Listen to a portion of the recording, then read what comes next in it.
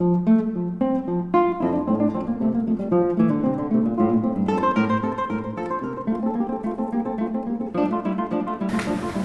Mr. Ansett, been a long weekend. I can hardly remember what we talked about Friday. It's just foggy in my brain. But it was something about mixed ingredients or confused articles or something like that. Can you refresh our memory about what was the... Oh, and the mezzanine. What was that? Do you recall that? Yeah. Okay. Well, we were talking about Thomas Aquinas. Yes. And his classical synthesis. Very good. And he was synthesizing. And traditionally, there have been two kind of levels. Which were called felicitously grace and nature. Excellent. So there's two levels, and that's been kind of the traditional thought. But Mr. Aquinas, brilliant as he was, decided to kind of combine those two in what Dr. Gore refers to as the mezzanine level. Yes, thank you. That's Goreism. No Thank one you. else Excellent. refers to that. And he called it the articulus mixtus, Okay. which basically means mixed articles, and it's basically a place where grace and nature kind of combine Okay. into one. Very good. Well done. Thank you. Yes. You all not only comprehend what you said, but you could actually articulate something like that yourselves. See? Good. Because that's where we start. Let me just add a couple of things that supplement that slightly. When you think about grace in the medieval scheme, which is where Thomas Aquinas was working, there's two other words that you should associate with it. And they are, first of all, faith, and secondly, revelation.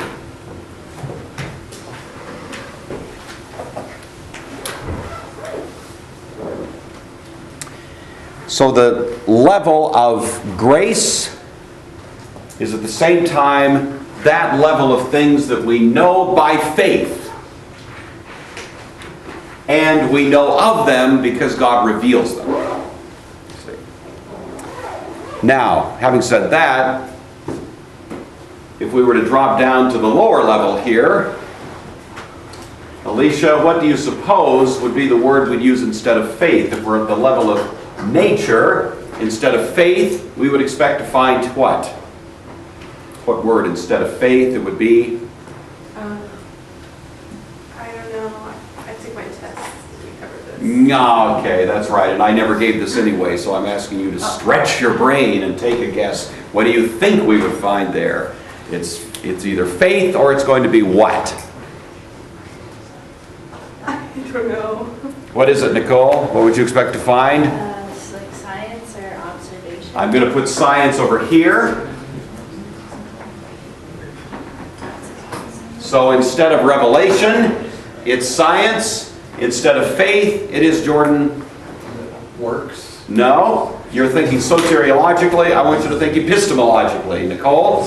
Perception. No. That's more like science. The word I'm after here, Avery, is? Observation. No, that was already said. It is Ben? Is it reason? Reason!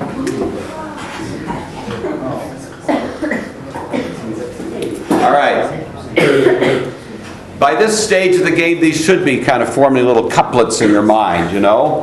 When you think about the distinction and the ways that we know things, there is a conflict that's gone on down through history. Is it faith or is it reason? We've actually done some reading in Augustine, you may recall, as to the relationship between faith and reason.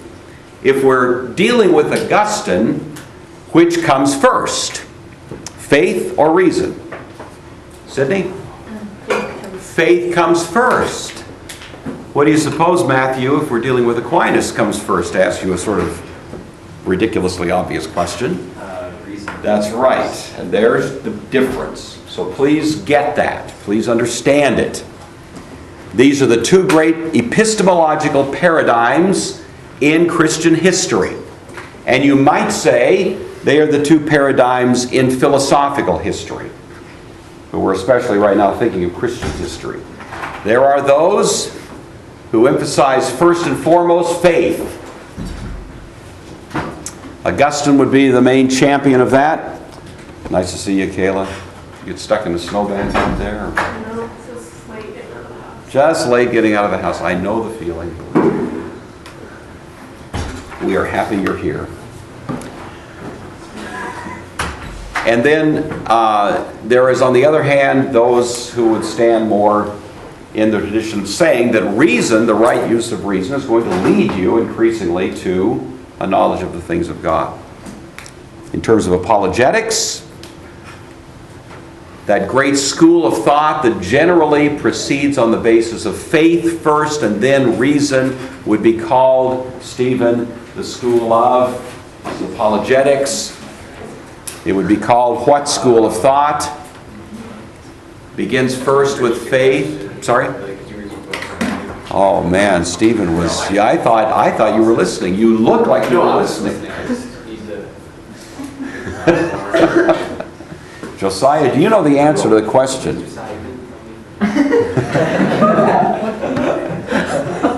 Who's the man behind the curtain?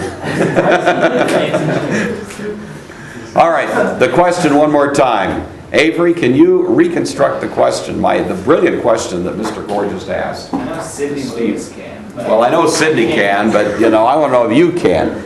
Ben, can you reconstruct the question? Oh dear. Spencer? Was what school of thought would faith before reason fall into, and from a apologetics standpoint? That's basically the question. Can you answer that? Would that be fideism? No, fideism would be a pretty extreme form of this kind of apologetics. But the term I'm after here, anybody have this? Sarah? Presuppositionalism. Y'all got that? Nail that down. There have been two great schools of thought in Christian history about how to do apologetics. One is commonly called presuppositionalism. Augustine never used that term. That's a more recent term, but the method has been around for a long time. And you trace that back to Augustine. And the school of apologetical theory that would be on the other side, more the Thomistic approach.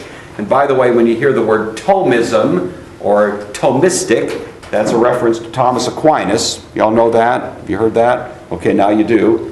Because it's more convenient. Thomism refers to the approach found by Thomas Aquinas. So the Thomistic approach to apologetics would be called, on the other hand, by the term, Mr. Dupree, I'm looking at you. What do you think it is? It's not presuppositionalism. It would be rather suppositionalism. Anti-presuppositionalism. I think I've said this a few times in here too. If it were brand new, I'd be a little bit more hospitable. But I think I've said this several times under the mistaken impression that you were all absorbing it. I know some of you were. But the answer is, Jacob, what? Rationalism? That's not the term, although you're close. It is, Laura. Evidentialism. Okay, please get this. For now, I'm not taking sides in this debate. I like them both. I like anybody that can put up a good defense for the Christian faith. So you can say Gore is officially on record as liking both of these approaches equally. And the reason I say that is because there are some people out there in the world of Christianity who are hostile to the one or the other. I've met presuppositionalists who believe that if you are approaching apologetics sort of evidentially, then you are out there committing heresy. I've met people, and vice versa. To me, that is just not only ridiculous, but outrageous. We should use every arrow in our quiver, as it were. And these are a couple of pretty good arrows. But anyway, we would say that Thomas Aquinas approaches it more evidential. He starts with reason and wants to lead us to faith, epistemologically. I'll tell you the reason, if I can kind of sally forth into a little bit of secondary doctrine here. Not that I'm taking any positions, you understand. I'm just reporting where the battleground is. But the reason that people get concerned about this is because it sounds, from a strongly Protestant point of view, as if we're saying you can reason people into faith. You can just talk them into faith. And there are those who would say faith only comes by grace. And if we start thinking we can simply reason people into faith, we're making a grave error. But I want to make it clear, what Thomas is talking about is not soteriology, how we get people to believe in terms of salvation, but simply the way we approach knowledge, and it's a different question. It's an epistemological question, not a soteriological question. All right, fair enough. All right, so now we ask, what does Thomas do? How does he do this? Well, as Spencer just described to us very articulately a moment ago, Thomas creates a middle tier, a mezzanine level that he calls the articulus mixtus. And this is the way to think about it. This is sometimes called, this is not my term now, again I'm just reporting to you what are common phrases used to describe this. The two ladders, you'll hear that, the two ladders. And so let's imagine a ladder. Okay. And this is the ladder by which we engage in learning by means of the application of reason. You might think of something like geometry. You start with simple axioms or postulates and you keep reasoning, to more and more complex ideas, right? It's like a ladder. You're kind of climbing the ladder. And so if you can imagine, hypothetically, here's a ladder that is starting with stuff that is observable and moving toward the knowledge of God, right? And then we have another ladder. And this is a ladder that starts up here, and you come down this ladder. So this ladder starts with what God has revealed, and we come down, as it were, from that ladder toward nature. So it's two ladders, two approaches to knowledge. I can either start here and reason toward God, or I can start with God by faith and reason back toward that which I know down here. So there's two different doors. In a sense, you'd say Augustine likes to come down the ladder, Aquinas likes to go up the ladder. The idea is, you can imagine that this lower ladder can take me up to a certain point where it maxes out. You can't get past that point. This level of revelation could bring me down to a certain point, but there's a limit to what the Bible's going to tell me. But there is an area where these two ladders overlap, and that's the articulus mixtus. And of course, what Aquinas is trying to do is defeat this idea that these two worlds of truth are totally unrelated. I've met people like this, and you will too, and maybe you have, who they just want to keep their what they believe, what they take by faith, utterly insulated from what they know by any other means.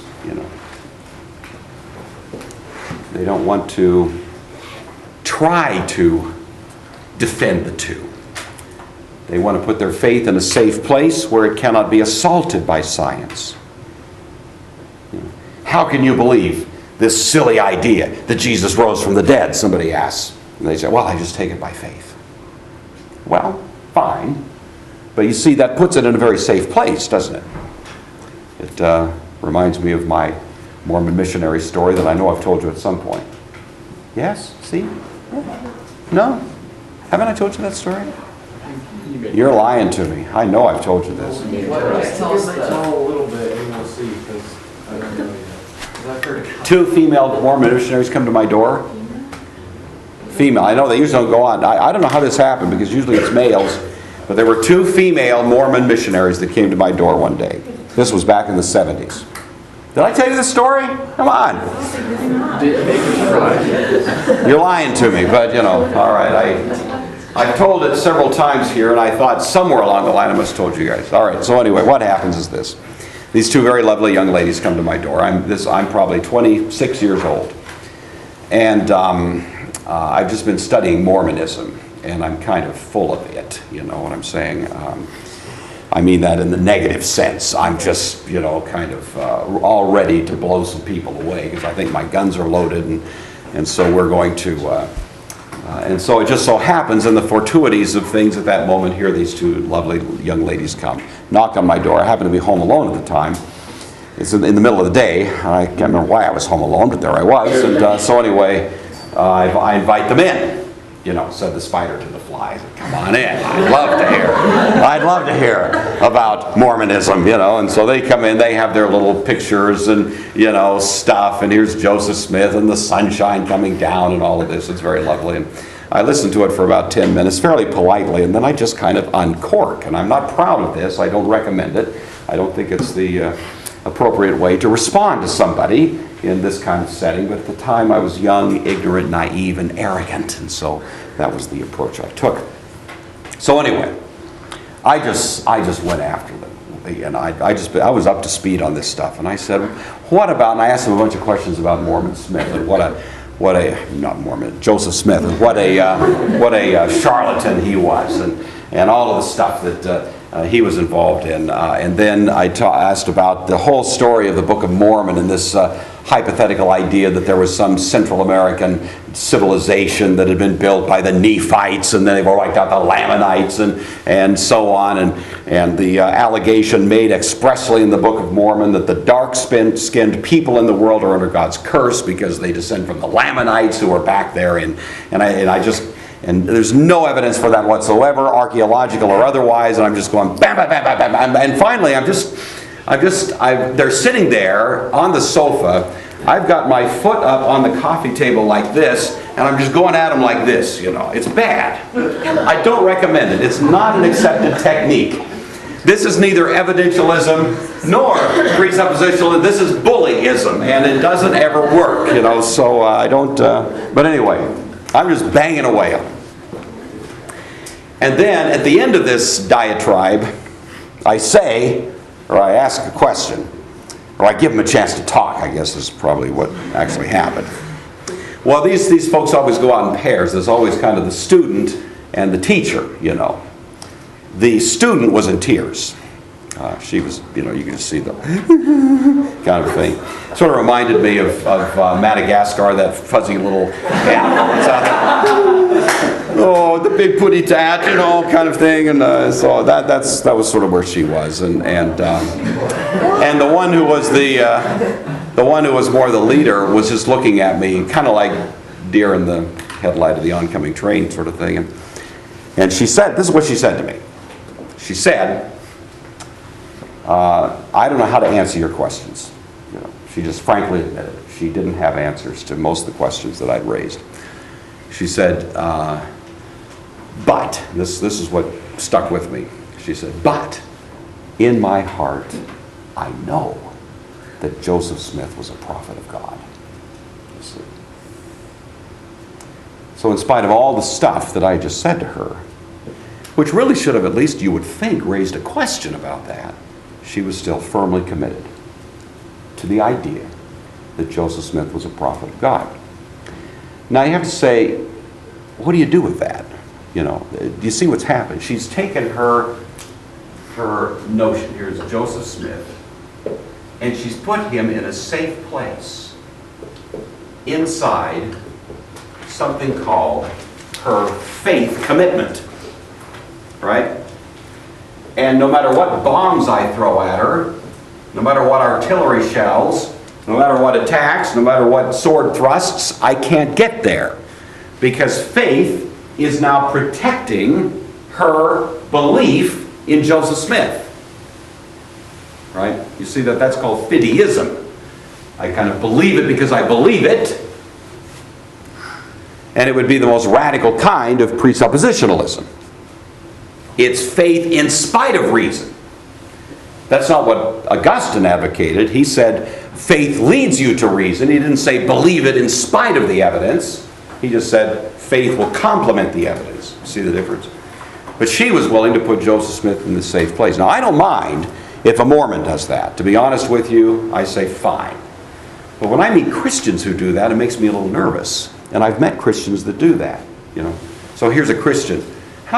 Here's the skeptic's question. Hey, you know, how can you guys believe this absurd, stupid doctrine about the Trinity? 3 and 1, and come on, what is this absurdity, this nonsense? And I've heard people respond to that. Well, I just take it by faith.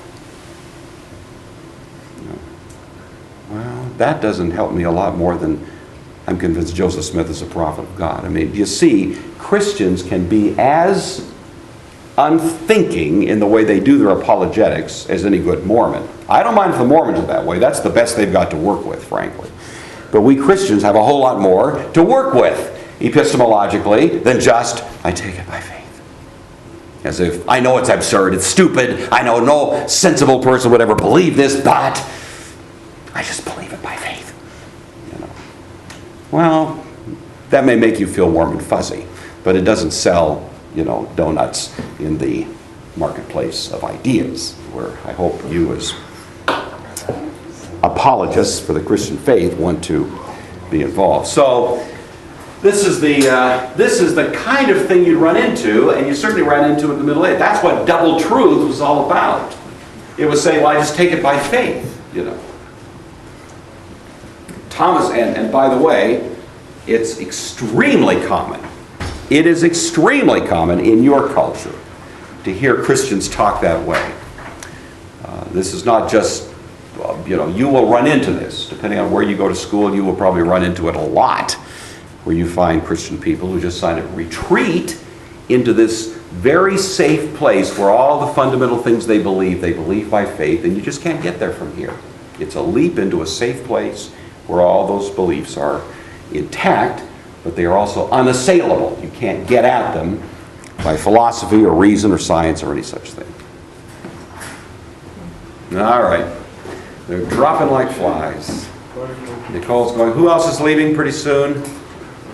Oh, that's Josiah's going. Kayla's going. You're going. But I still have a few minutes, right? All right. So we're back to Thomas. Thomas wants to not only correct this, but he wants to really destroy that whole way of thinking, which it had become somewhat common by the time we get to the late Middle Ages. This was one of the characteristics where you didn't have grace in touch with nature at all. There was just kind of this iron kind of wall that separated them. And we don't try to connect the dots. We don't try to put the picture together. We just keep these two utterly separated, a dichotomous approach to knowledge. And Thomas wants to get rid of that. And so he wants to say you can start with nature and you can start reasoning toward God and get part of the distance. And you can start with what the Bible says and reason toward nature and get part of the distance. And at a certain point, those two approaches overlap each other to give us the articulus mixtus. So let me give you a question here. Josiah, this is for you. All right? The doctrine of the Trinity. God is one in essence and three in person. Would that be a component of nature, of grace, or of the articulus mixtus, do you suppose, according to Thomas Aquinas?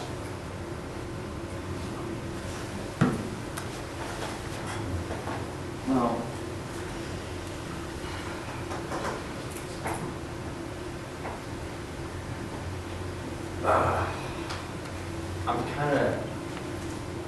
I think the question's already loaded towards the articulus mixtus idea. Really? Do you? Well, I don't mean it as a loaded question. I just mean that, you either know, that or I think he probably put it in the grace. Because the doctrine of the Trinity. I don't see how you could reason to that by nature, because I think nature can reveal that, well, in Romans talks about talks about general revelation, Mhm. revelation, how the divine attributes of God are made known, what has been made. Mhm. But I don't think if you want something like a special revelation about the Trinity, Mhm. about the deity of Christ, I think that has to be given to you by faith. Okay. So, actually, I guess I will land on the grace. Okay. And I think Thomas would agree. So I'm gonna put a triangle symbolizing the Trinity. That would be part of grace. That would be something we would learn by revelation. Matthew? DNA. Do you know what that stands for? Can you say the big science words that stands for? I can't remember the exact science words for it. Anybody know it? I can't say it. What is it? Can you say it, Why don't you say Stephen? it, maybe?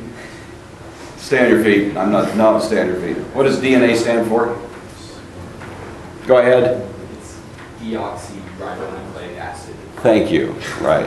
Did that in your notes? Yeah, that qualifies. That establishes, to everybody's satisfaction, half our campus a nerd. Now, and you should wear it as a badge of honor.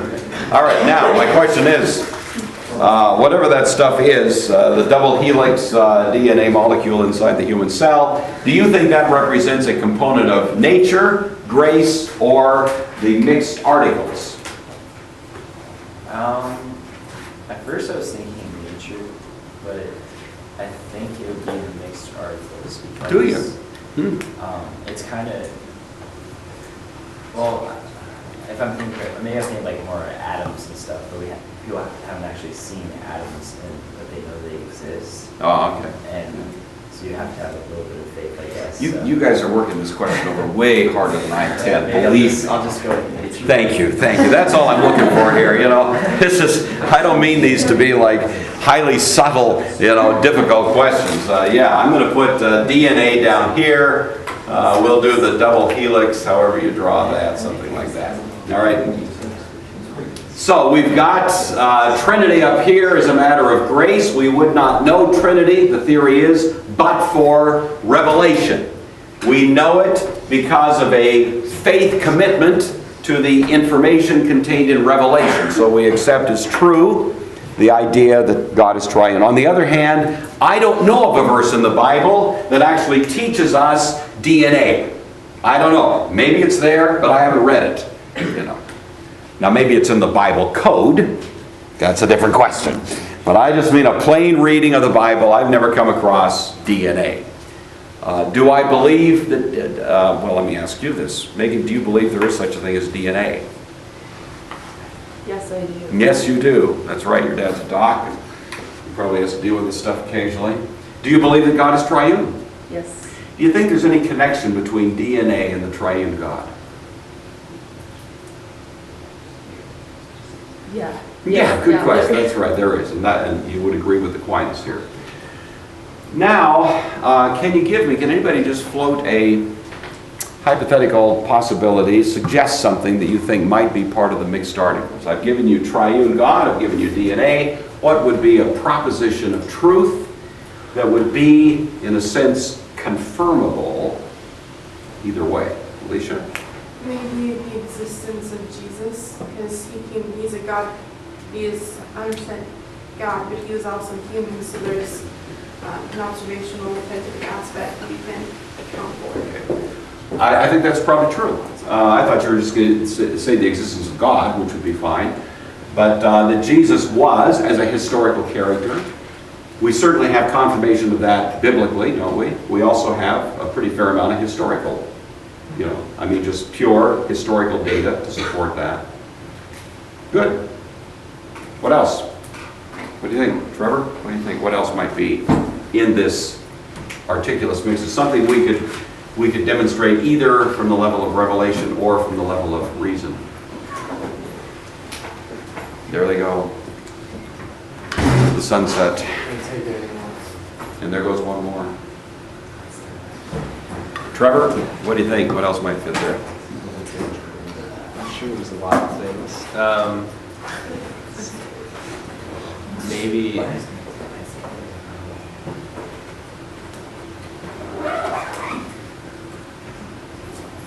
What's the most obvious? There's one we just alluded to it. I don't know, truth. I want to say truth. Could What? be- Yeah, but I'm looking for a proposition of truth, not just truth Yes. in and of itself. But there's one that's kind of,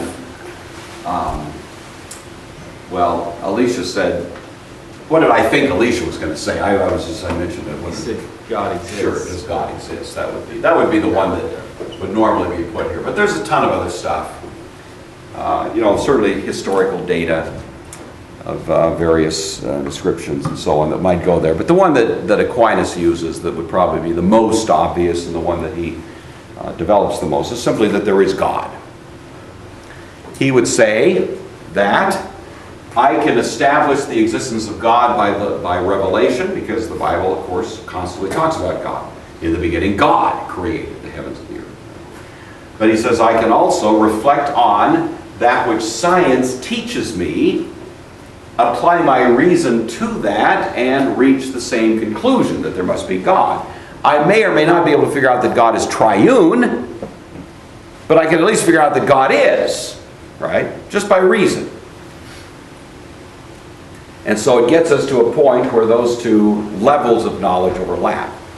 And there would be other things we could use, but that would be probably the most one to think of first. So this gives rise then, you ask him, okay, how do you do this, Thomas? How do you do this reasoning based on observation, based on science, to reach the conclusion that God is? And this gives rise to one of the most famous little pieces of Thomistic theology called his famous 5 ways. All right?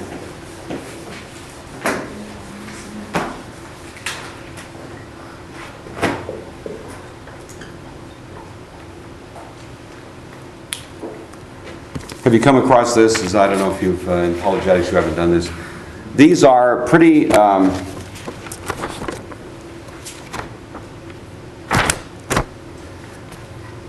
pretty standard and connected with Thomas, but not unique to him. But these are his so-called 5 theistic proofs. Now, what you want to keep in mind is that all of these are based on what he would say is the application of science to the question of whether God is. And so these are sometimes called the classical theistic proofs. And they are all basically evidential. Come right in. Nice to see you.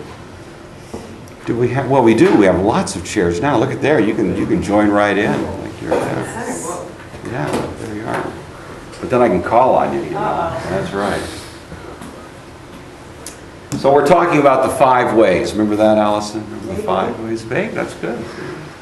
And it served you well, hasn't it? Haven't you just been really happy that you've had those available to you? I see political, adjusting There going have been on. many things I appreciate about this class. I'm not sure Aquinas' 5 ways so much. But I believe... Okay, stop, don't say anymore. There's valuable treasures in this class. Oh, good, okay. So get that in your notes. You need to know that, that's right. That's important stuff to know. All right, so anyway, the 5 ways that Thomas uses, which of course, as I say, in his epistemology represent an attempt to start at the level of science, that is observation, apply reason to observation, and reach conclusions that have to do with more metaphysical truth. So here they are. I'll just give them to you, then we'll go back and talk about them. The first one would be the argument from motion. That's what he calls it. The argument from motion. Are these in order of his These importance? are not in any particular order. These are in the order that he gives them. But I don't think that even he would say they're in some kind of, that it's necessarily in this order. In paren, the word that you might associate with this argument is a word Thomas never used, but it's one I think you're familiar with, entropy.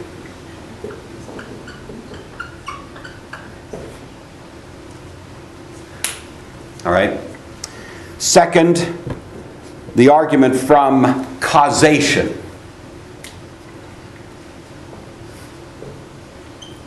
In some ways, if you think about these, you realize that there's a fair amount of overlap no clean distinctions among them. The argument from causation. The third one is the argument from necessary being.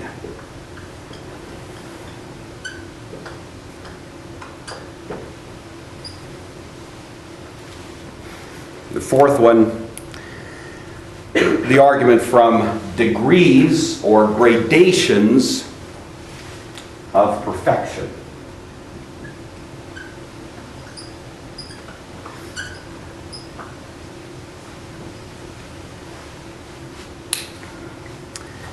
And finally, the one from the argument from design, so-called teleological argument. All right.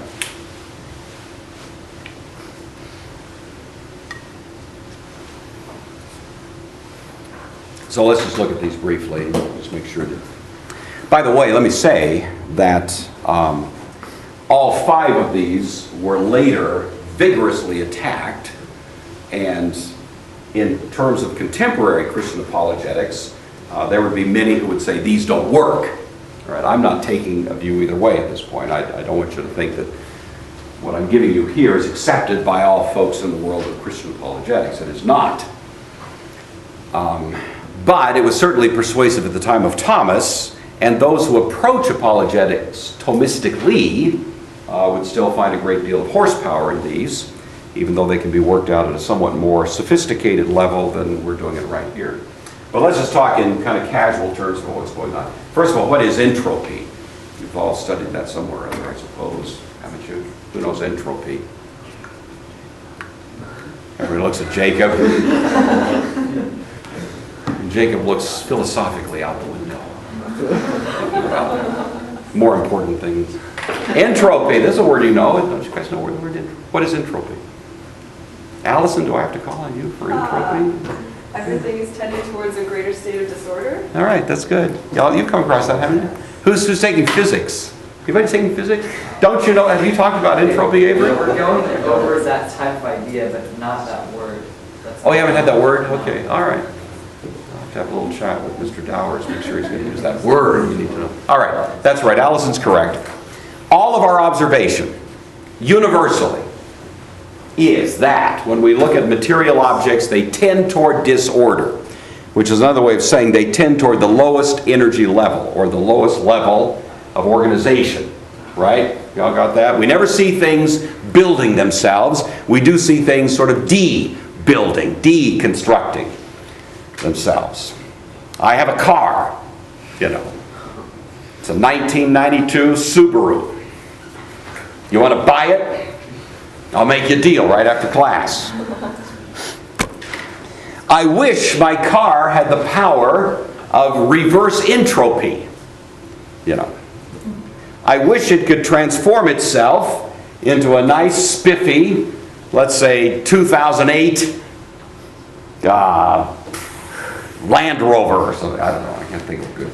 Anyway, I wish it would, but what is it? Is it happening? Is my car gradually building itself by any means whatsoever into something better? Answer, no. It's falling apart. You know, I have to keep putting energy into it.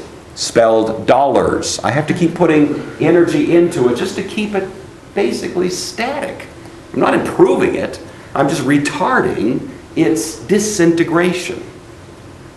Because everything, including me and you, is tending toward the lowest possible energy level. All right, now, if that's our universal observation, it was Thomas's universal observation, then he said, and by the way he put it, not so much in terms of entropy, but he just said in terms of motion, things don't tend to speed up, they tend to slow down. Things in motion tend toward rest. You know, now they may keep going quite a while, but eventually they stop. And so Thomas is saying, if everything's been around forever, then how come everything hasn't stopped? In other words, how come things that are moving toward the lowest energy level haven't gotten there yet? It does imply, doesn't it, that somebody wound it up at some point. That would be kind of the argument. That makes sense. That's his argument for motion. He makes it somewhat differently, but I think that's the way you'd hear it. There had to be energy put into the system before you can see all of this energy running out of the system. If everything were already at its lowest energy state, then we wouldn't be here talking. We'd just be kind of floating randomly in the universe as little particles of matter. Does that make sense? Yeah, Avery. Wouldn't evolutionists kind of disagree on a more foundational basis, saying that everything isn't slowing down, but it is speeding down? Yeah. I suppose, Thomas, if he were asked that question, and that, by the way, is a critique that you'll often hear of evolutionary hypothesis, is this is an unobserved phenomenon. It can be extrapolated from the data, but we don't see it in nature as such. So in terms of observation, we don't see it. It's a hypothesis to account for what we do see, namely that things are kind of moving from lower to more complex organizational structure. But I think Thomas would say, well, yeah, that's a hypothetical possibility, but we don't see it. So that would be, but it does touch that issue, and it's something that is sometimes used actually as a philosophical criticism. All right, causation, the second of these, is related but not quite the same, and it would simply be that for every effect there must be a cause. This is kind of, again, universal observation. I notice that things don't happen for no reason. There is explanation for what happens. There's cause. Now, for the most part, I can account for what happens by means of prior observable causes. See, the reason that Sarah is sitting here taking notes beautifully is because there's an observable cause for her existence. She was born. She has parents who reared her to be intelligent and sit here and take these notes. It didn't just happen spontaneously. She didn't just appear de novo out of, nothingness. And there she is. Well, whoa, look at that. That's part of rational thinking. I look at every one of you, and my mind immediately goes to some kind of explanation that is a cause for the fact that you're here. It's very much like Aristotle's four causes. I see a beautiful statue out in the front yard, and I know that it didn't just happen. It didn't beam down from outer space with no explanation. There's some kind of reason, that it's there. Well, with that, Aquinas then says, okay, if there is cause, if for every effect there is a cause, and if the universe that's around me always seems to have the characteristic of an effect, then my mind keeps wanting to go back causally to where did it all start. And he notes what's called the fallacy of infinite regress. He talks about that it couldn't have you can't have an infinite series of finite causes. He would say that's facially absurd.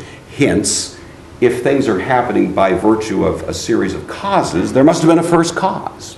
So it's the classical, simple, facial, cosmological argument. That's what it's called. And that's his second way. So the argument from causation. The argument from necessary being would go something like this. If something exists now, then something must eternally exist. You see.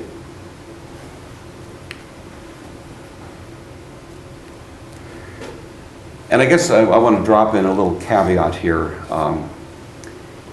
These are minimal arguments. These arguments don't give you a robust, biblical view of God or something like that. They're not intended to do that. They're giving you a minimalist God, kind of but something more than just pure matter. So the argument along these lines goes something like this. I notice something exists now. That's my observation.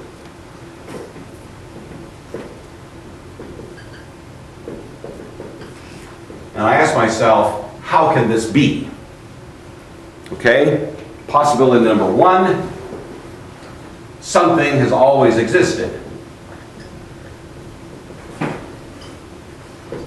right? That's one hypothetical possibility. The reason something exists now is there's always been something, in existence.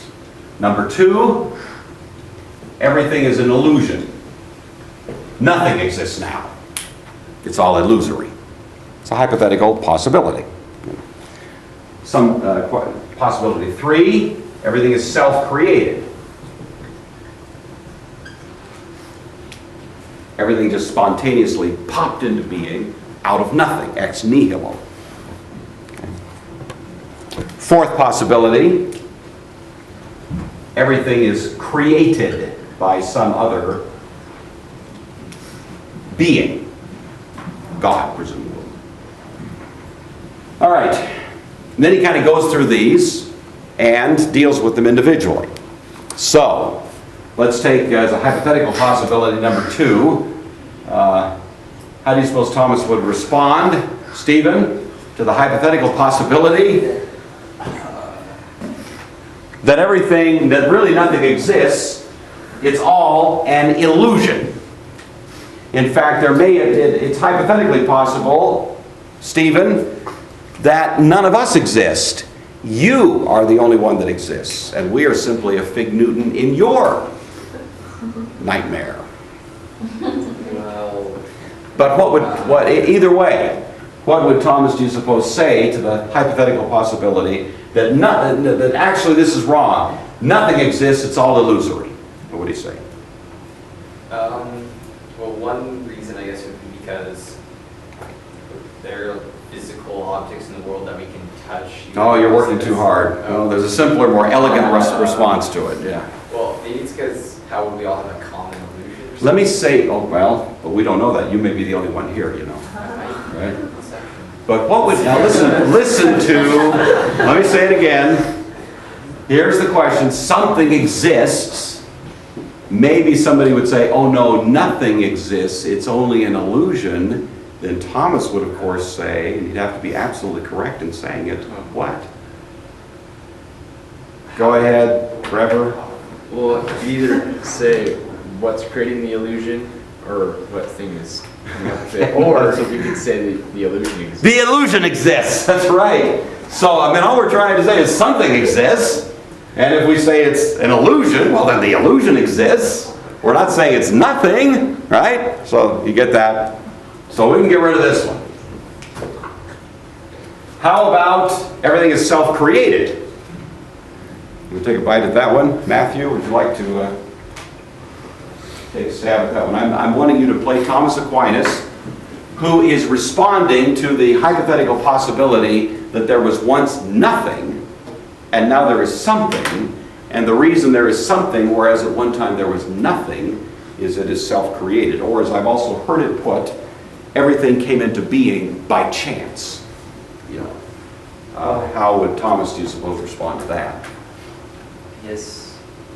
How can you create nothing out of nothing? Yes. Okay. Can you state that somewhat differently, or that's exactly the right response? It's impossible for something to create itself if there isn't anything there to create with. Okay, that's right. It's inherently absurd. There is a principle of logic that says out of nothing, nothing comes, right? Ex nihilo nihil fit, nothing comes out of nothing. So if you have self-creation, then hypothetically you've got this.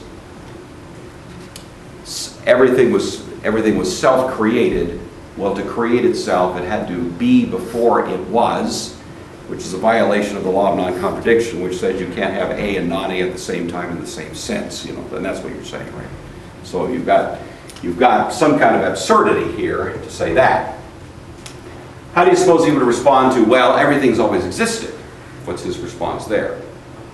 We've really alluded to this already, so we're kind of coming back through a different door. What would he say to this one, Jacob? Everything has always existed, so what I observe in the world around me, which is now existing, is simply that which has always existed, and he would probably refer us to what to respond to that. Oh, I'm sorry, time is out. I was getting so excited about this. I'm very sorry. You may all be 1 minute late for class tomorrow.